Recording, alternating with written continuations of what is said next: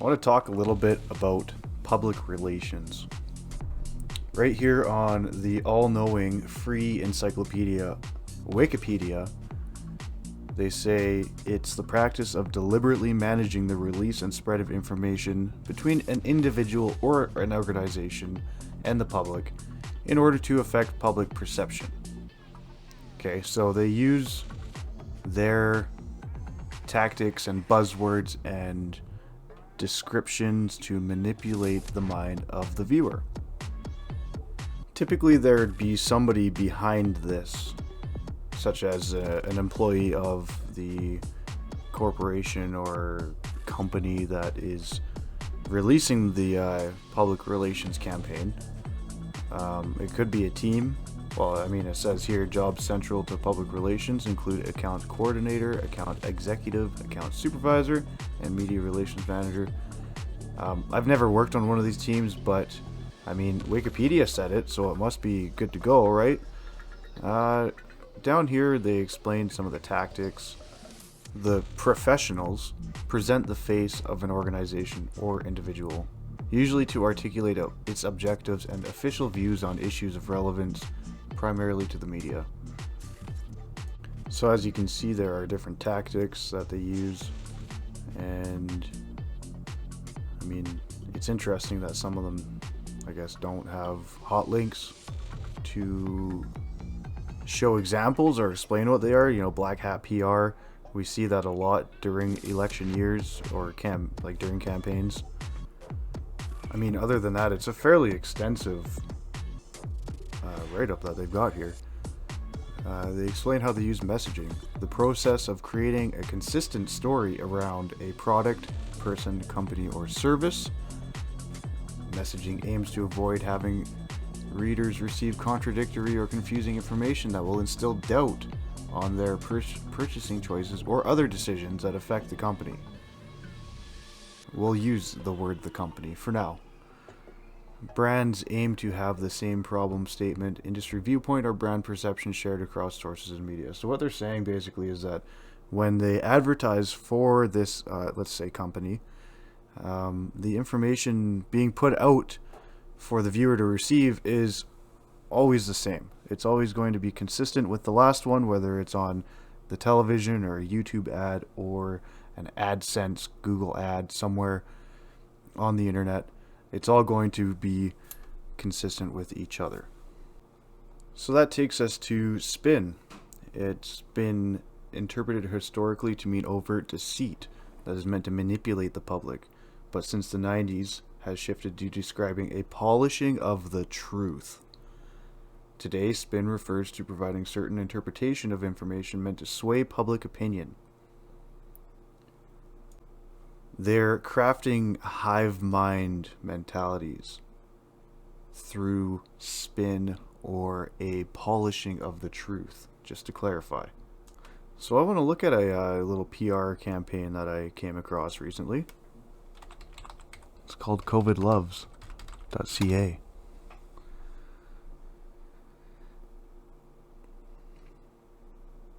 They have their own little character. He's doing fun things. I'm assuming it's a he. I mean, dressed like a dude. Anyways, who knew a virus could be gendered? But here we are, 2021. He likes board games. He likes weddings and oh boy, what? He's wearing children's attire now. So we're meeting COVID. I love life, going to all the places, doing all the things, and spreading the fun to everyone. Bring me to your next get-together. I'd love to meet your friends and family. COVID loves the spotlight. They don't call me the ultimate +1 for nothing. I'm on every guest list. Nobody puts me in a corner. They've fucking characterized a virus. And for what reason? So we remember it's here? I mean, as if what the media is spewing isn't enough. What we have to deal with on a day-to-day basis when we want to enter a grocery store to put food in our pantries and on our tables, we have to wear a mask. To go to, well, actually we can't even go to a movie theater where I'm at. We're not allowed to go to pubs, they're all shut down. The restaurants are all shut down. But hey, I forgot that the Black Death is in town. So I'm so glad they made me this resource here. COVID wants to be social. He's the biggest newsmaker of 2020 and wants to be even more viral on TikTok. I mean, I didn't realize it was a competition to see how many likes the virus could get, or loves, like hearts, double tap.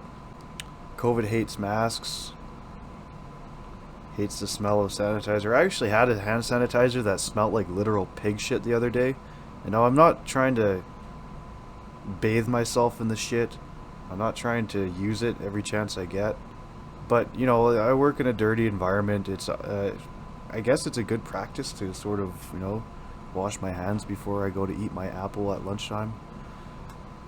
But yeah, I brought my hand up to my face with my apple and my fingers smelled like fucking pig shit because of this hand sanitizer. I don't know where the fuck they got it, but it was disgusting. Anyways, COVID apparently doesn't know how to use the internet, but again, wants to be viral on TikTok. I don't even want to fucking, like, just seeing these thumbnails. Why? COVID loves everyone. You know, well, last I checked, the youngest person that died of COVID actually didn't die, and there was some retractions made on that statement. That's a little creepy, actually. Got serious pregnancy cravings. It sounds like a fetish. Just wants to eat up Granny. Enjoys Grandpa's war stories. Extended family? Extended suffering! Been sharing with your siblings all your life. Why stop now? I mean, this is just like, it's creepy and fucking weird is what it is. Even from a normal perspective, not seeing this for exactly what it is, the public relations campaign, they're really trying to dig deep into your heartstrings and just grab every one of them and pull as hard as they can.